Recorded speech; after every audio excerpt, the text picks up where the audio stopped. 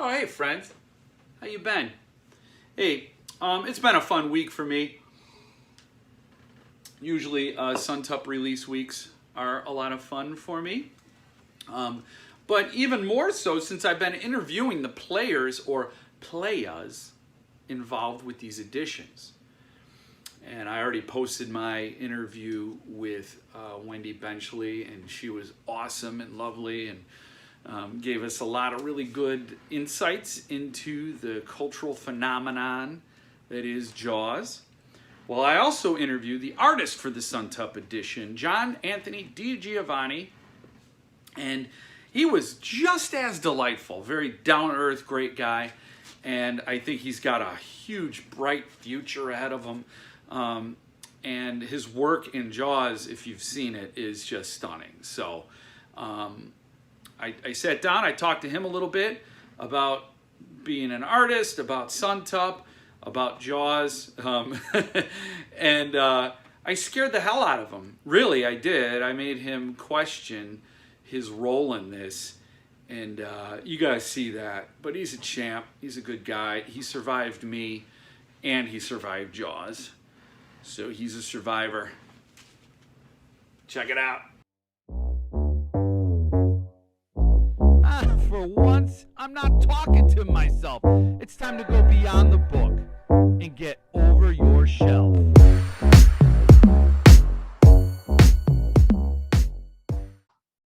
Hey, John. Hi, Jeff. Hey, John. Good to see you. Hey, Yeah, you too. thanks for taking Nice shirt. Huh? Nice shirt. Oh, yeah. Yeah, I had to get a couple. I had one laying around, and then my wife went to Marshall's. $5. Can't go wrong with a Jaws shirt. But That's right. anyway, I really appreciate you taking the time to do this. The fans totally get a kick out of it. They love to get these behind the scenes looks at the art. I'm just, as a collector and a fan myself, always fascinated. I'm getting to ask the questions that I was never able to ask before, of the artists who bring these works to life. So, I mean,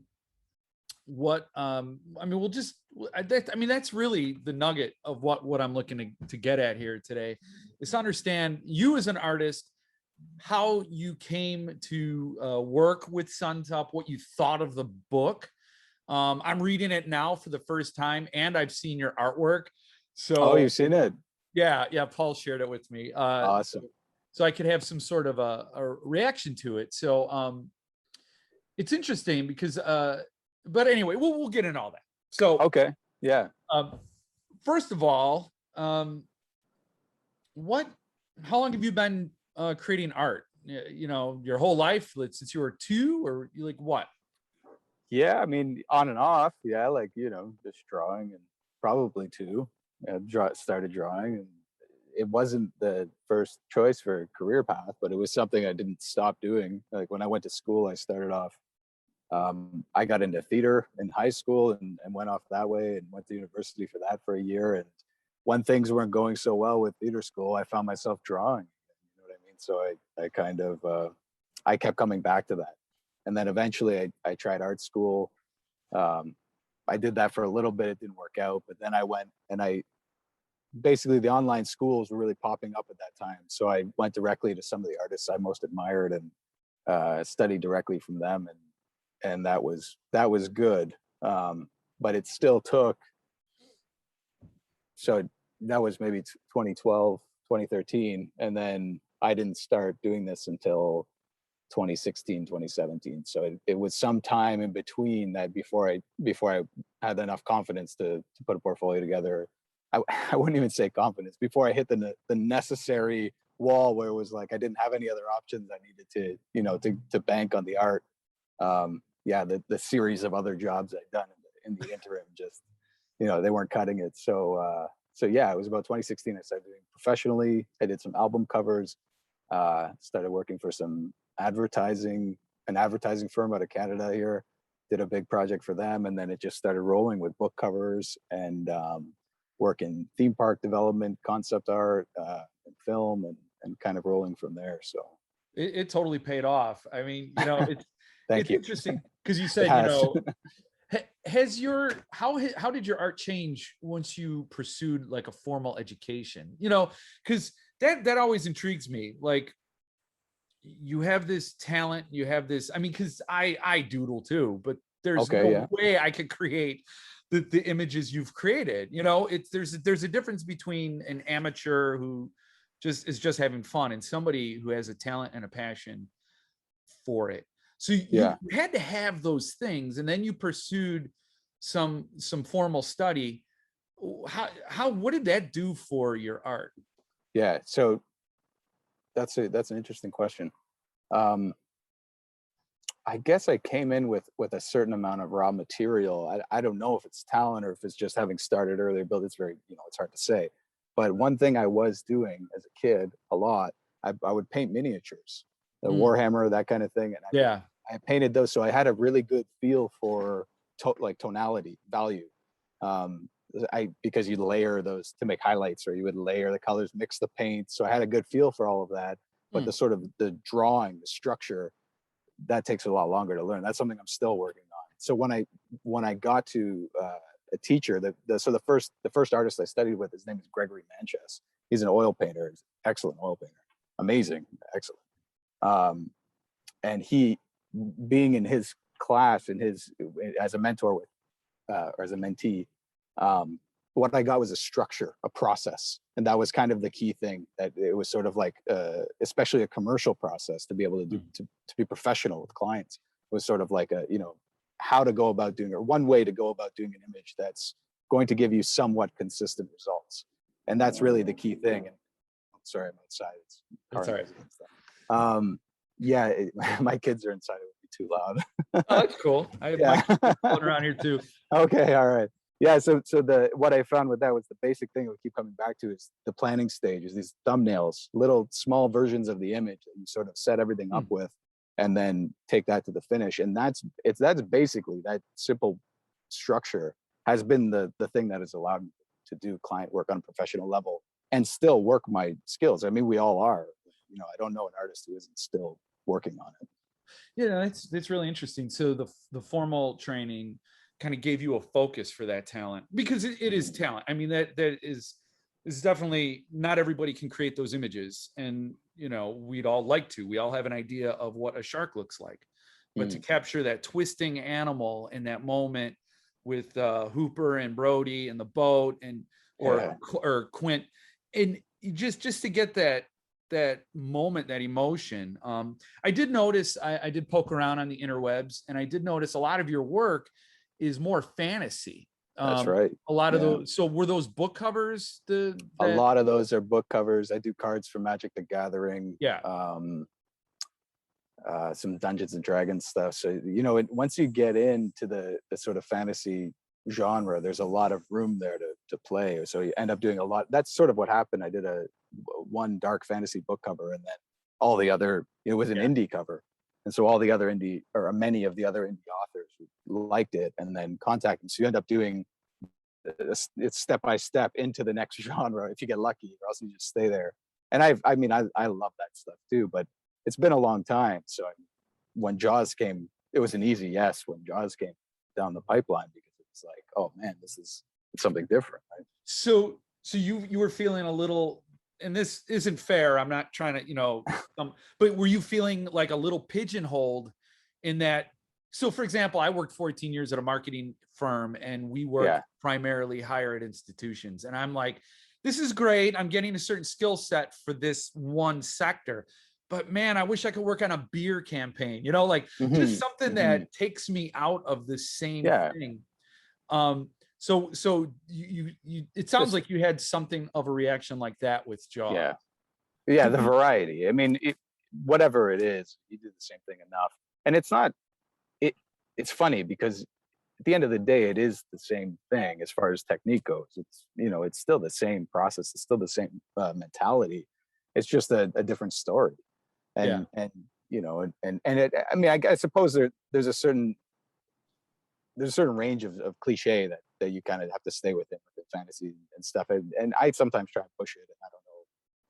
sometimes it's not always successful, but I just get bored easily. So I'm always trying to kind of poke around the edges.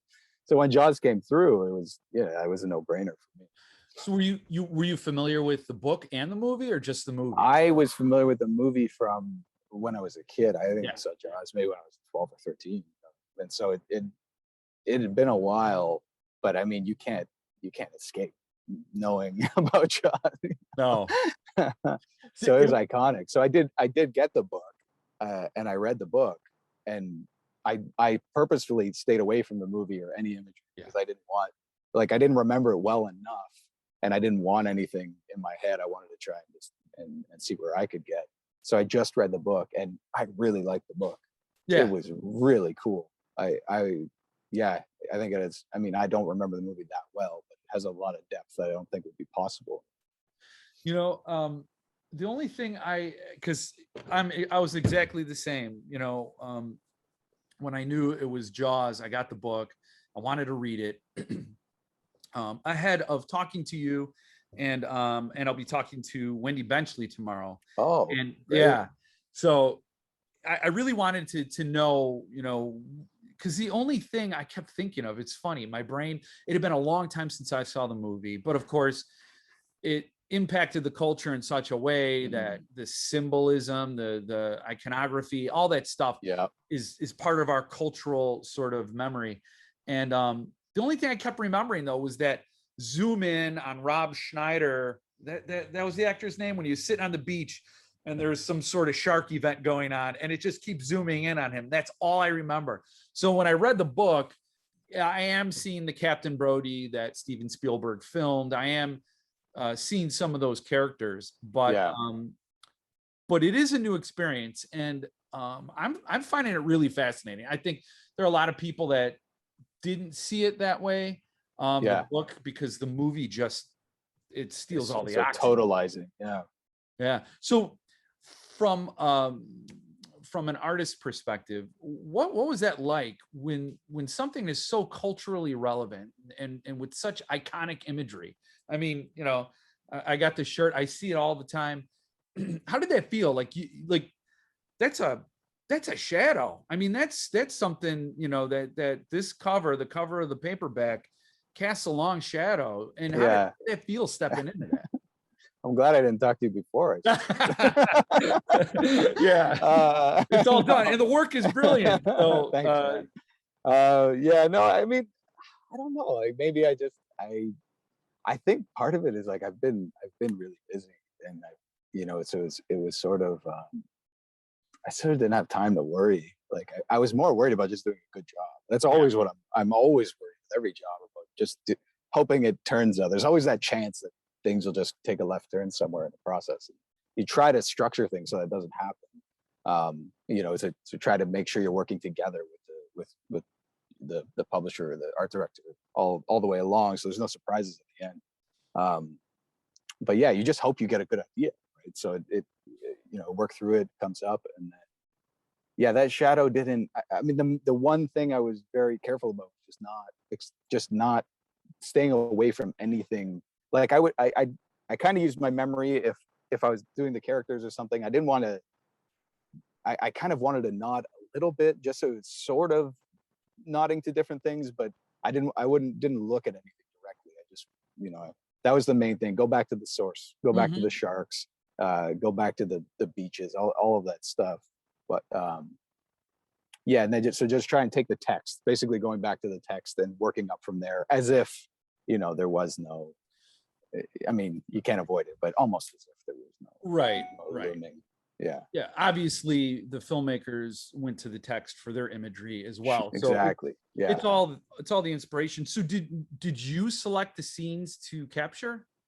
I was offered to choose the scenes, but as I was working through the book and kind of going back and forth, I asked Rebecca, who I was working with, and I mean, I guess she's my liaison for the most part, to have them kind of choose some scenes that they thought would be good and bounce them back to me, and I would edit if I thought maybe there was something else.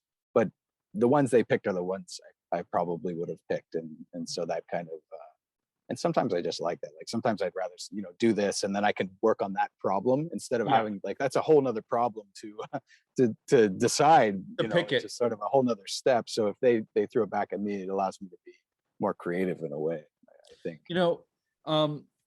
One of my favorites from the I think I've seen all of them. I think Paul shared all of them with me, but the one I liked, one of the ones that stood out to me, of course, after I read it, was the one where Hooper's putting the necklace on Ellen. Mhm. Such a great moment, and it's like, Mhm. in a book that's filled with natural shark sort of fear and this sort of natural phenomenon that's greater than man. The human impact, the curveball, the ripple effect of this beast that they had on the lives of the people was a cool scene. I really dug it, and I liked it. And another thing I noticed was you don't show faces. I didn't this time, not Yeah. really. No, not really. And part of that was on purpose because I always prefer that for books because I grew up reading a lot of books, and it's cool to have the face, but we have so much of that, and there's already the movie too. So it's sort of like, am I going to cast the part again or pick different? Yeah. I guess suppose I could have, but if I could avoid it and everyone's happy, then to me that's a better option because it's. I mean, I don't know. I didn't think too deeply about it, but that's sort of my inclination. I think I painted. Well, I painted the face for The boy. the boy. I can't remember his name. Yeah. I'm But yeah, fresh in the book, and I don't remember it either. But yeah. Yeah, the boy. Yeah, so but he's a bit more generic. But to stamp down some of the more iconic characters, it's sort of like I try to get sort of the type and if I can say more with the body or the sort of shape of the head rather than actually having to define the features and sort of lock that in. Right. It feels more suggestive. Yeah, and seeing those images from the book that you created before this interview, of course, and I went to look around the internet to see if that was your style, if that is something you did where you don't show the faces, and the point is more the emotion of the scene, the action of the scene instead of the identity of the people. But then I noticed a lot of your book covers had faces. So yeah, so you can't accuse me of not doing them because it's hard. No, oh no, of course not. But I liked it. I liked it because a lot of times as readers, it is jarring if an artist interprets it differently than you would have. Yeah, they can be way off, right? I mean, well, not way off, but just like you said, Right. differently. I remember that as a kid. So that's not. I just kind of would block it out because I had my own idea of what it would be. So yeah. So who were your favorite authors? Did you read a lot of? Yeah, I read a lot of fantasy, so it's natural that I fell into that genre. I remember I actually, like, one of the first big books the fantasy series I read was by Eddings, David Eddings. I loved his. Sorry, I was pretty young, but now I've read a lot now in that genre, some sci-fi. Yeah, I mean, I don't know if I could just nail it down. What I really, really, really like. So a lot of the times I end up working with people. If I hadn't already read the books, I read them then, and I find new favorites. Yeah, I'm going blank. There's books I go back to all the time, and for some reason I just can't think of them right now. Yeah, I'm reading Guy Gavriel Kay right now. Rereading the Fionavar trilogy. I don't know if you're familiar with it. No. I'm sure when I play this video tomorrow, some fans in the fan group will freak out and go, "Oh yeah, I know that." So yeah, I'm probably not the most well read when it comes to fantasy. In fact, I'm really bored. Not much at all. No, yeah. No, and I'm sure it's something I would dig, but of course, I've read the Lord of the Rings trilogy. Yeah, well, yeah, it's Tolkien, sure. Everybody's done that. Everyone's a fan of Tolkien. So, had you heard of Suntup before you were approached? I hadn't. No. No, I just got the email and then did a quick Google, and I mean, in all honesty. And then, but when I saw when I saw what they're producing, quality of the work, and then it's always important too, like the other artists who they work with. When I saw they didn't work with Vanessa Lemon and some others, okay, I mean that's reassuring right off the bat. But yeah, to see how they put these books together seemed pretty special to me. I thought, Yeah. this is something I'd like to be a part of. Yeah. So, have you recognized any of the other authors that were picked, or? Oh, yeah, for sure. I think I saw they'd done The Road. I'd read The Road from McCarthy, and I can't remember all of them. So I get confused because I've worked with a few collector's edition book publishers now, and so I always go through their catalogs. And now I'm mixing up which is which, I think. But yeah, I recognize a number of authors and artists as well. So how was it working with them? Did they give you free reign, or? Yeah, it was excellent. So go ahead, we'll finish your question. No, because I talked to Keelan Patrick Burke, who's the author and the artist of Guests, and I talked to Jody Fallon, who illustrated Imagica, and their stories match. Their stories line up with the way Suntup lets artists create, and I think that's the only way to go, because I worked in the creative field and I understand a creative will always give his or her best shot first. And anything after that there's a chance you could improve on it, but more often than not, you're going to talk them into doing a lesser piece. And I think giving artists free reign to do their best work is good. I mean, I think that gets the most creative sort of stab at it. They were great to work with. Yeah, I had no complaints there at all. It was one of the smooth. I mean, I don't get very many rough jobs. Most of them are pretty great, but this was definitely one of them. Any feedback, most of the feedback was, if anything, it was maybe story points here and there, like let's make sure this shark is clear in this picture, or let's maybe get rid of this element, it's a distraction. But there was never a moment, oh no, I have to recompose everything. None of that came up. It was very painless process. It was fun. Yeah. So I have these cards. I was supposed to use these cards because this is the name of the show. It's Drop Talk. I'm supposed to use my cards. So I write the questions in the back. So I go through them, but it doesn't feel right to sit and be like Conan O'Brien. Why not? Yeah, and also I don't have a wide enough desk. I'm not doing a wide angle shot, and I don't have Andy Richter next to me.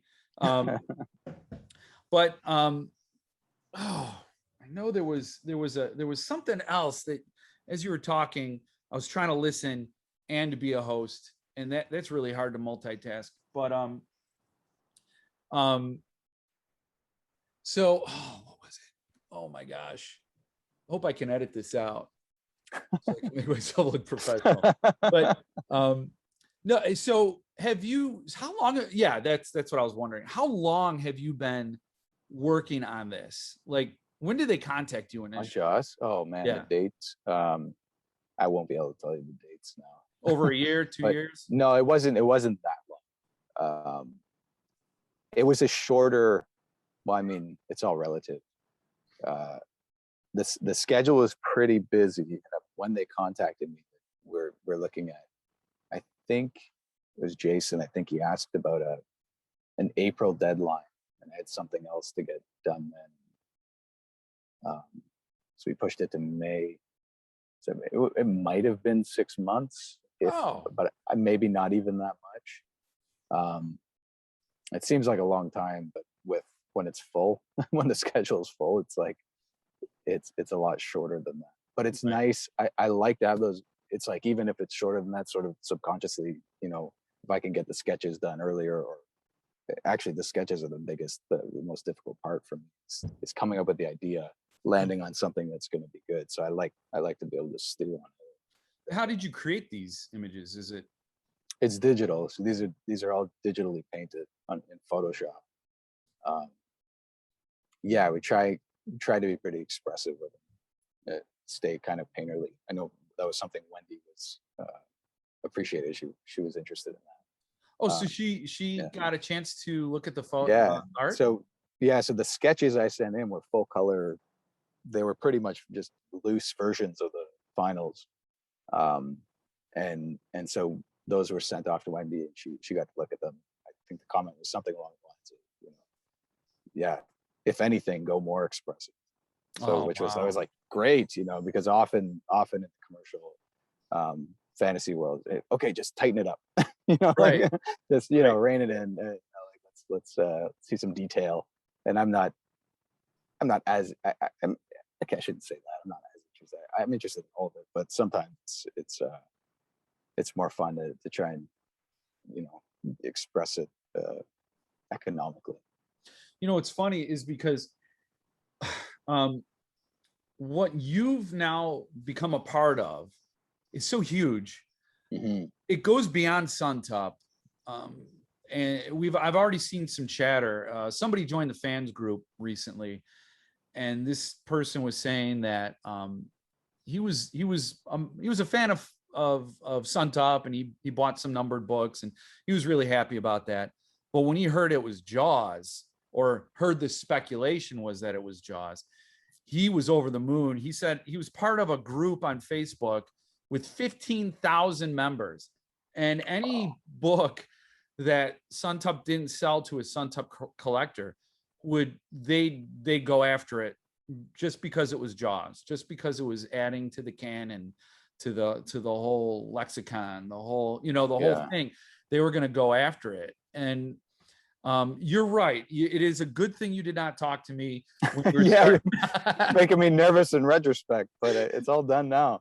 Yeah, I would rather. It's so huge. It's a massive undertaking, and it's a culturally important work.